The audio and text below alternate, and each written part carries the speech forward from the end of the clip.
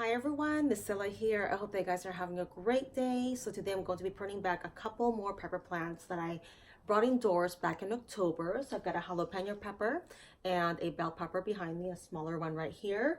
So the peppers are pretty much all ripe. Some of them are starting to dry and the leaves are starting to dry and fall. So I'm going to go ahead and prune it back, and it's going to look kind of drastic as usual, but it's fine because we're trying to send the energy back to the roots of the plants, since it's actually done with photosynthesis. So it's not really going to focus on producing foliage and fruit for now. So we're going to pretty much let it go in hibernation mode. So it'll stay dormant through the winter months, and we'll put some worm castings in there just to keep it fed throughout the fall or the winter months until spring again, and it should start to sprout some new stems on the leaf nodes. I'll give you a closer look on how to do so. And then we'll just leave this pot right here. I have a skylight, so it'll receive about 7 to 8 hours of daylight. So I'm going to go ahead and remove the leaves first so you can see what I'm doing.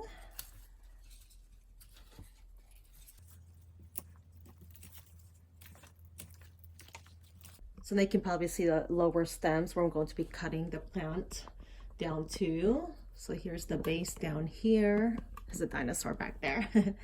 And so I'm going to just cut about around here. So about 2/3 of the plant, maybe even almost 3/4 of the plant is going to be cut back. But I want to save some of this part here because there are some nodes. Let me show you a closer look here. So see these leaf nodes right here? So this is where the new stems will branch out from. So I want to cut it back so that way I have some of those reserved where they will grow some new stems. So we'll go ahead and cut. So see where the Y meets right here? There's a Y and so Y on this side and a Y over here. So I'm going to go ahead and just top it off from the top right here, just right above the leaf node. So that one's done. And again on this side.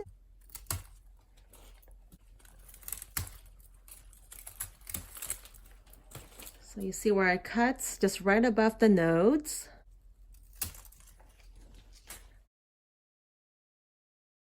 And I've got this stem growing on the side right here. So it's like a thinner stem. It looks kind of weak, so I'm going to go ahead and just remove it and just cut all the way right at the base. So this is how it looks like after pruning it back. So about a little bit over 1/3 of the plant is left. Okay, now let's do this bell pepper plant. This one's looking a little sad. I think it's starting to dry. Looks like it could use some water. So same thing again. So I'm just going to just top it off.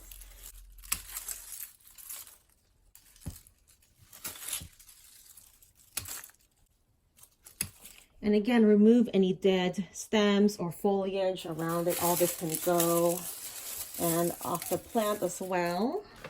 So now I'm going to add some worm castings in there. So what you can do, just kind of pull some of the soil back and work in some worm castings or whatever organic fertilizer you use. So I'm just going to just add just a couple handfuls near each plant, and that should feed them for the next 3 or 4 months. So just a couple handfuls. I'm probably putting about a 1/3 of a cup, 1/4 of a cup, around that. Right, so I'm just going to go ahead and just work that into the soil there. So the worm castings will provide all the essential nutrients, micro and macronutrients, a slow release form of nitrogen, and beneficial microbes and fungi. You won't need to water your plants that often in the winter, so I'm usually just watering them maybe once a week or once every 10 days. And to check the soil is you can actually stick your finger in there, and if the top inch of the soil feels dry when you put your finger in there, so you just kind of go like that. And if there's no moisture, go ahead and water it. But since it is colder, you won't need to water as much because the water will not dry up as much or evaporate. Now they are all set to overwinter. So again, I am overwintering my pepper plants indoors because we do get freezing temperatures here in the Pacific Northwest. I'm in zone 8B. I think the lowest temperatures we've had is between 10 and 15 degrees Fahrenheit. Now, if you live in a mild or warmer climate, you should be able to overwinter them outdoors. As long as you don't have freezing temperatures, just make sure to mulch them with at least 2 to 4 inches of dry leaves or wood chips to keep them insulated if you're going to leave them outdoors. So other than that, we are all set, and hopefully in spring we'll get some new leaf buds and stems, and cannot wait for this to produce again. This was a very prolific jalapeno pepper plant. Also, what's great about overwintering your pepper plants is that it gives you a head start for the next season, so you don't have to start them from seeds, and you already have an established plant pretty much. So I hope that you guys found this video helpful, and thank you so much for joining me today. Leave me a comment below. Let me know if you're also overwintering peppers and which varieties. Would love to know which ones you are growing. And I will see you on the next video. Happy gardening. So this is what you can expect from your pepper plants after they get out of their dormancy stage as the weather gets warmer and a day gets longer. If they are left outdoors in a mild climate or brought indoors with temperatures around 50 to 55 degrees Fahrenheit, they will stay dormant until, again, when the weather warms up. Here's a closer look of where I pruned back the plants.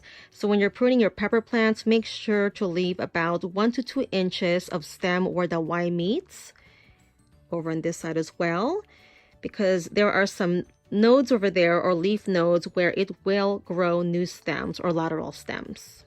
More stems will result in a bushier plant, so you'll get more foliage, more flowers, and more fruit.